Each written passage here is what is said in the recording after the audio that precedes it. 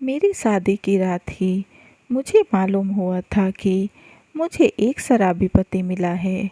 एक दिन मेरा पति अपने दो दोस्त के साथ घर आया और देर रात तक घर पर ही वह तीनों बैठकर शराब पीते रहे। कमरे में बैठे पति का इंतजार करते मेरी आंख लग गई कि अचानक मुझे अपने शरीर पर किसी के स्पर्श का एहसास हुआ और जैसे ही मैंने आँख खोली तो मेरी चीख निकल गई, क्योंकि वह तो मेरा पति हरीश एक गरीब किसान था, जो अपने एक छोटे से ज़मीन के टुकड़े पर दिन भर मेहनत करके सिर्फ दाल रोटी ही जुटा पाता था। हरीश की कोई औलाद नहीं थी, तो वह सोचता था कन्यादान दुनिया में सबसे पवित्र दान है, कहीं वह इस सुख से वंचित न रह जाए। गरीब किसान की भगवान ने सुन ली और हरीश के घर एक प्यारी सी बेटी ने जन्म लिया। हरीश बहुत खुश था। उसने बेटी का नाम मोहिनी रखा। उसने गरीबी में ही बेटी को पढ़ाया लिखाया और देखते ही देखते मोहिनी जवान हो गई। उसका रूप रंग नैन नक्श बिल्कुल उसके नाम से मिलते। वह इतनी सुंदर थी कि जो भी उसे देखता उसकी सुंदरता का दीवाना हो जाता। एक दिन गांव के एक बुजुर्ग ने हरीश से कहा, हरीश, तुम्हारी बेटी अब शादी लायक हो गई है। बेटी तो पराया धन होती है, तो पराया धन अपने पास ज़्यादा समय तक नहीं रखना चाहिए। चोर लुटेरे चारों तरफ घूमते फिरते हैं, इसलिए कोई अच्छा लड़का देखकर जल्दी बेटी की शादी करा दो। आप सही कह रहे हो चाचा, मैं जल्दी ही लड़के की तलाश शुरू कर देता हूँ, हरीश ने कहा। फिर हरीश लड़के की तलाश में लग गया और जल्द ही हरीश को एक अच्छा लड़का मिल गया। लड़के का नाम अनिल था। वह शहर में नौकरी करता और वहीं रहता था। मोहिनी दुल्हन बनकर अनिल के घर आ गई। उस रात उन दोनों की सुहाग रात थी। जब मोहिनी फूलों से सजाई सेज पर बैठी थी, घर में वह अकेली थी। अनिल का इस दुनिया में अब कोई नहीं था। शादी में आए नाते रिश्तेदार सब जा चुके थे। काफ़ी रात हो चली थी। मोहिनी को समझ नहीं आ रहा था कि उसका पति आज की रात भी कहाँ रह गया। धीरे धीरे करीब आधी रात बीत गई। फिर दरवाज़ा खुला। मोहिनी संभल कर बैठ गई। अनिल धीरे धीरे चलता हुआ सुहाग सेज के पास आया। वह खुद को संभालने की पूरी कोशिश कर रहा था, लेकिन उसके कदम लड़खड़ा रहे थे। मोहिनी मन मार चुप रह गई। उसने एक ही नज़र में पहचान लिया था कि उसे शराबी पति मिल गया है। उसने सोचा शायद दोस्तों ने खुशी में पिला दी हो, इसलिए वह चुप रही। अनिल उसके पास आकर बैठ गया। मोहिनी लाज से सिमट गई। उसने गर्दन झुका ली। अनिल कुछ देर तक बैठा रहा, फिर बोला, मेरी रानी मोहिनी, मुझे माफ़ करना, मैं ज़रा दोस्तों में फंस गया था। सालों ने ज़बरदस्ती पिला दी। मोहिनी कुछ नहीं बोली। नाराज हो मेरी जाने मन, अनिल ने कहकर धीरे से हाथ बढ़ाया और उसका घूंघट हटा दिया। मोहिनी ने जरा सा भी आनाकानी नहीं की, केवल इसलिए कि यदि उसने विरोध किया तो कहीं उसकी साड़ी न फट जाए। शराबी का क्या भरोसा। अनिल के कमरे में मानो जैसे चांद निकल आया। काफ़ी देर तक मोहिनी को एकटक देखता रहा, फिर उसने उसे अपने पास खींच लिया। वे दोनों इस समय बहुत करीब आ गए थे। उन्हें लगा जैसे वक्त थम गया, लेकिन यह उसकी गलतफहमी थी। रात तेजी से बीत रही थी। कमरा अंधकार में डूबा हुआ था। मोहिनी सुबह उठी और घर के काम में लग गई। घर में कोई और तो था नहीं जो उसका हाथ बटाता या कोई रीति रिवाज कराता। अनिल काफ़ी देर से उठा, वो भी तब जब मोहिनी ने उसे चाय देकर उठाया। उसने चाय पी ली। मोहिनी खाना बनाने लग गई, यह सोचकर कि अनिल नौकरी पर जाएगा, लेकिन वह कहीं नहीं गया। जब मोहिनी ने पूछा कि नौकरी पर नहीं जाओगे क्या, तो उसने कह दिया था अभी 2-3 दिन कहीं नहीं जाना। एक सप्ताह बीत गया, अनिल नौकरी पर नहीं गया। फिर मोहिनी ने उससे कहा, अब आपको काम पर जाना चाहिए। अगर आप काम पर नहीं जाओगे तो घर खर्च कैसे चलेगा?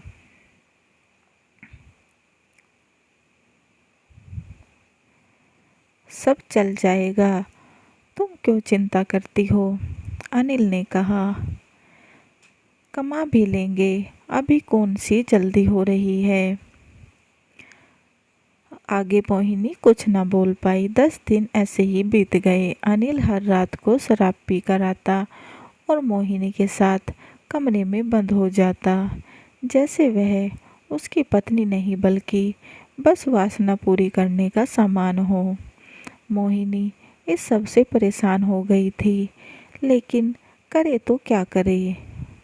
उसने कई बार आराम से कहा भी था कि आप शराब नहीं पीनी चाहिए, लेकिन अनिल ने उसकी बात पर कभी कोई ध्यान नहीं दिया था।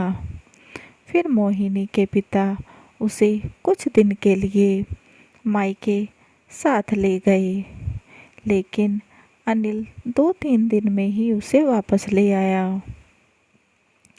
जैसे ही मोहिनी ससुराल वापस आई, उसी दिन शाम को अनिल के 2 दोस्त घर आ गए और तीनों ने घर पर बैठकर शराब पी।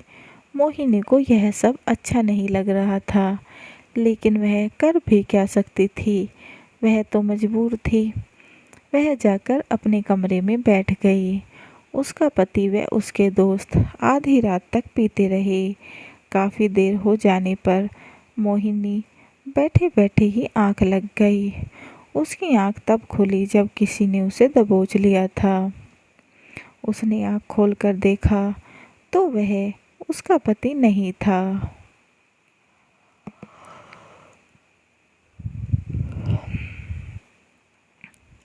उसने चिल्लाने की कोशिश की तो उसने उसके मुंह पर हाथ रख दिया। काफ़ी देर तक संघर्ष चलता रहा। आखिर में उसने मोहिनी को दबोच लिया। मोहिनी रोती रही।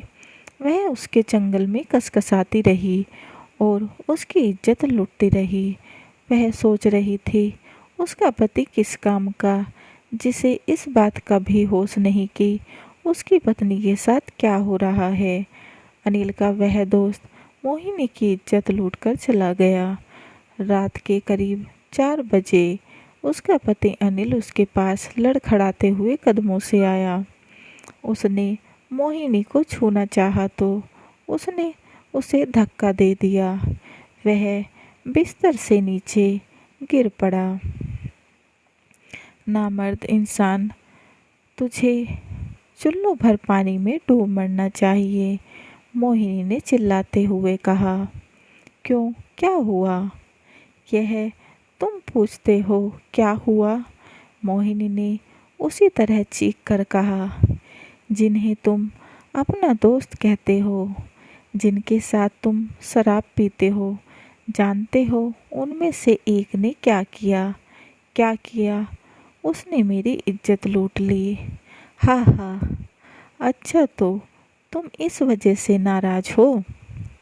अरे मेरी जाने मन, कोई बात नहीं। वो बहुत अमीर आदमी है, उसके आने से मुझे कोई परेशानी नहीं है, अनिल ने हंसते हुए कहा। अब हर बात मोहिनी को आईने की तरह साफ हो चुकी थी। वह समझ गई थी कि उस आदमी को उसके पास अनिल ने ही भेजा था। शर्म से उसका मन भर गया। वह सोचने लगी कि उसे कैसा पति मिला जिसे न अपनी इज्जत का ध्यान न अपनी पत्नी का। वह उसकी इज्जत बेचकर कमाई खाना चाहता है। मुझे पहले समझ लेना चाहिए था कि जिस पति का अपनी रोजी रोटी कमाने में ध्यान नहीं, वह अपनी पत्नी का क्या ख्याल रखेगा। मोहिनी दूसरी ओर करवट लेकर सो गई। उसने अनिल को अपने तन पर हाथ तक नहीं लगाने दिया। दूसरे दिन उसने अनिल से कोई बात नहीं की। उधर अनिल सोच रहा था कि कब तक बात नहीं करेगी। धीरे धीरे सब बर्दाश्त करने की आदत पड़ जाएगी। रात को जब फिर से अनिल शराब पीकर कमरे में आया, उस समय मोहिनी अपनी किस्मत को कोस रही थी कि उसने ऐसा कौन सा पाप किया था जो उसे अनिल जैसा पति मिला, जो अपनी पत्नी की इज्जत अपने हाथों से नीलाम कर रहा है, अपनी पत्नी को खुद गैर मर्द को सौंप रहा है। जबकि मर्द तो ऐसे होते हैं कि कोई उनकी पत्नी की ओर नज़र भरकर भी देख ले तो वह मरने मारने को तैयार हो जाते हैं। कैसा पति केवल नाम का। अनिल ने मोहिनी को छूने की कोशिश की तो उसने उसका हाथ झटक दिया और कहा, तुम्हें मेरे जिस्म पर हाथ लगाने का कोई अधिकार नहीं है। क्यों? अनिल ने कहा, तुम मेरी बीवी हो। किस बात की पति हो तुम? मोहिनी दिल मिलाकर बोली, केवल इस बात के कि तुम शराब पीकर आओ और मेरे जिस्म से खेलो। पति कैसे होते हैं मालूम भी है तुम्हें? पति वो होते हैं जो पत्नी की रक्षा करे, उसे कमा कर खिलाए। तुम्हारी तरह के पति नहीं होते जो पैसों के लिए अपनी पत्नी को गैर मर्द को सौंप दे। तुम मेरे पति नहीं हो सकते। तुम बस एक वैसी जानवर हो जो पैसे की खातिर अपनी पत्नी से धंधा कराता है। अनिल ने कुछ नहीं कहा। वो बस उसी तरह से मोहिनी को छेड़ता रहा। फिर कुछ देर बाद बोला, मोहिनी तुम क्यों परेशान होती हो? औरत के डर तो अपने पति का ही होता है। जब कोई मुझे ऐतराज नहीं तो तुम क्यों चिंता करती हो? बस मज़े करो। क्या कहूँ तुम्हें? गुस्से में मोहिनी बोली, तुम्हारी जगह अगर और कोई मर्द होता तो अभी तक उस आदमी को जान से मार चुका होता और खुद भी मर जाता। इस दुनिया में रहकर अगर इज्जत ही नहीं चली जाए तो क्या बचेगा? अच्छा हाँ, मोहिनी बोली, कान खोलकर सुनो अनिल, वैसे तो तुम्हारी मेरी नज़रों में अब कोई इज्जत नहीं रही, लेकिन फिर भी एक बात याद रखना, अगर इस तरह की हरकत मेरे साथ दोबारा कराने की कोशिश की तो मैं आत्महत्या कर लूँगी। ये क्या फालतू बातें कर रही हो? अनिल बोला। औरत का फर्ज होता है पति की आज्ञा मानना, चाहे वह उससे कुछ भी कराए। अगर तुम्हें ऐसा लगता है तो जाकर किसी ऐसी औरत से ही शादी कर लो। मैं कल ही अपने मायके चली जाऊंगी और तलाक ले लूँगी, क्योंकि यह नर्क भरी जिंदगी मुझसे बर्दाश्त नहीं होगी। अरे क्यों नाराज़ हो रही हो? अनिल ने कहा, मैं कौन सा तुमसे रोज़ किसी का बिस्तर गर्म करने को कह रहा हूँ। कभी कभार कोई आ जाए तो ठीक है, नहीं तो कोई बात नहीं। मोहिनी चिल्लाकर बोली, तुम क्या समझते हो मैं कोई वेश्या हूँ जो अपने तन का सौदा करके तुम्हारा पेट भरूंगी? अरे अगर तुम कमा नहीं सकते तो डूब मरो या घर में चूड़ियाँ पहनकर बैठ जाओ। औरत घर की लक्ष्मी है, वह बोलते बोलते बैठ गई। और तुम्हारे जैसा आदमी क्या समझेगा जिसे शराब को ही अपना जीवन बना रखा है। अगर अब भी कुछ शर्म बची है तो शराब को छोड़ दो। अनिल कुछ नहीं बोला और सो गया। फिर मोहिनी भी सो गई। लेकिन मोहिनी ने यह बात ठान ली थी, यदि अनिल ने दोबारा उसके साथ ऐसा किया तो वह आत्महत्या कर लेगी। फिर 10 दिन आराम से बीते। अनिल ने नौकरी पर जाना शुरू कर दिया, लेकिन उसने शराब पीनी नहीं छोड़ी थी। मोहिनी ने भी उससे बातचीत करना शुरू कर दी थी, यह सोचकर शायद वह सुधर गया। लेकिन ऐसा नहीं था।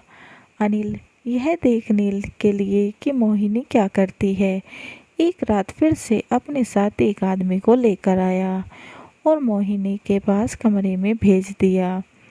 जब उसने जाकर उसे छुआ तो उसकी आंख खुली, तो उसने उसे पूरी शक्ति के साथ उस आदमी को धक्का दिया। बचाओ बचाओ, वह जोर से चिल्लाई भी, परंतु बचाता कौन, जब बचाने वाला उसका पति खुद बीवी की दलाली कर रहा था। आदमी के सामने औरत कमज़ोर पड़ ही जाती है। उसने उसे दबोच लिया और अपनी उसके जिस्म को नोचकर चला गया। उसके जाते ही मोहिनी ने दरवाज़ा बंद कर लिया और तेज धार चाकू से अपनी नस काट ली और वह मर गई। अनिल के रोने की आवाज़ से आसपास के घरों के लोग भी आ गए। पुलिस आई और मोहिनी की लाश को उठाकर ले गई। पोस्टमार्टम के बाद वापस लाश उस नीच अनिल को ही मिल गई और उसने उसे अग्नि के हवाले कर दिया। ऐसा पति को तो अपनी पत्नी को मुखाग्नि देने का भी अधिकार नहीं होना चाहिए। बात सही लगे, कहानी कैसी लगी कमेंट बॉक्स में ज़रूर बताएं और चैनल को लाइक एंड सब्सक्राइब करना ना भूलें और बेल आइकन को ज़रूर दबाएं ताकि ऐसी ही अच्छी अच्छी कहानियों के नोटिफिकेशन आपको मिलते रहें। And please guys support my channel. समाप्त।